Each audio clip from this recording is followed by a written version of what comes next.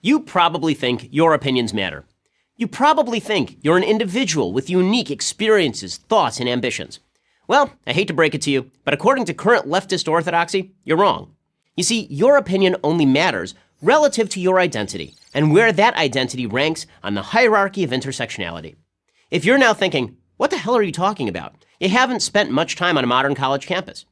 Intersectionality is a form of identity politics in which the value of your opinion depends on how many victim groups you belong to. At the bottom of the totem pole is the person everybody loves to hate, the straight white male. And who's at the top? Well, it's very hard to say because new groups claim victim status all the time. No one can keep track. So, how does this intersectionality thing play out? Something like this. Let's say you're a gay white woman. Your opinion matters, but less than that of a gay black woman. Why? Because while all women are oppressed by the patriarchy, and all gays are oppressed by the heterosexual majority, blacks have a victim status that whites obviously don't. Of course, a gay black woman's victim status is less than that of a black trans woman, who ranks below a black Muslim trans woman, and so on. The more memberships you can claim in oppressed groups, the more aggrieved you are, and the higher you rank. Get it? Good, because it's about to get even more complicated. Intersectionality takes your victim status and uses it as the basis for creating alliances with other victim groups. 30 or 40 years ago, activists encouraged racial solidarity among blacks to combat oppression. But today, that's not enough. Today's activists demand blacks make common cause with other allegedly oppressed people, gays, lesbians, transgenders, Palestinians, Native Americans, whomever. Here's the logic.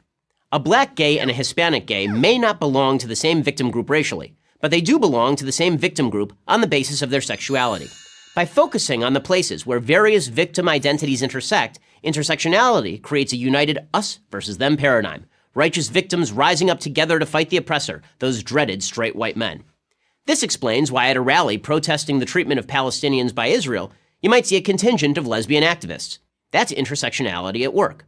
They're so united by their victim status that it doesn't matter if Islamists throw gays off of buildings or murder female family members who defy their father's wishes. Victim solidarity trumps all other considerations. The term intersectionality was coined by Kimberly Crenshaw, a professor of law at Columbia University.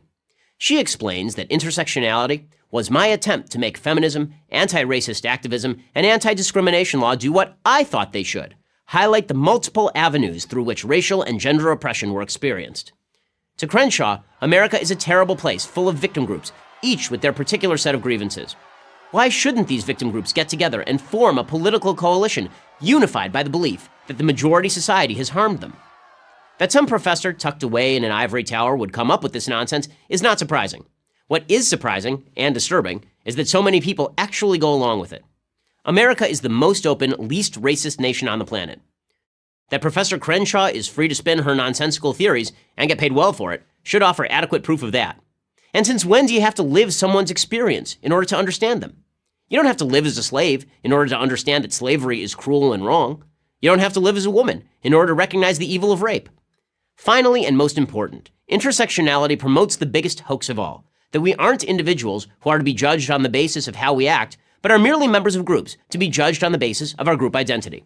In other words, you and I, as individuals with our unique experiences, thoughts, and ambitions, count for nothing. Our racial and sexual identity count for everything. It's hard to imagine an idea less likely to produce a free and equal America than that. But what do I know? I'm just a straight white male. I'm Ben Shapiro for Prager University. There's a reason PragerU videos have hundreds of millions of views. They're informative, the people who are talking are always interesting, except for me. All the animation is fantastic, and most of all, you can send it around to all your friends and they actually know more than they did before you sent it. You should definitely consider giving some money to PragerU.